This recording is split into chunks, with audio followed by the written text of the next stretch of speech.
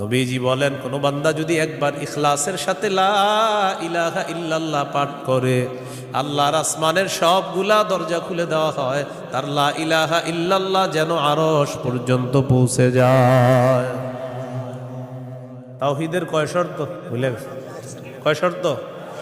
এক নম্বর, আল্লাহ ছাড়া ইলাহ নাই, এই বিশ্বাস নিয়ে মরতে হবে। দুই নম্বর, আল্লাহ ছাড়া কোনো ইলাহ নাই, এই কথায় সামান্য সন্দেহ করা যাবে না। সূরা হুজুরাতের 15 নম্বর আয়াতে আল্লাহ বলেন, ইন্নামাল মুমিনুনা আল্লাযীনা আমানু বিল্লাহি ওয়া রাসূলিহি সুম্মা লাম ইয়ারতাবু ওয়া জাহাদু বিআমওয়ালিহিম ওয়া আনফুসিহিম ফী সাবিলিল্লাহ উলাইকা হুমুস সাদিকুন। আল্লাহ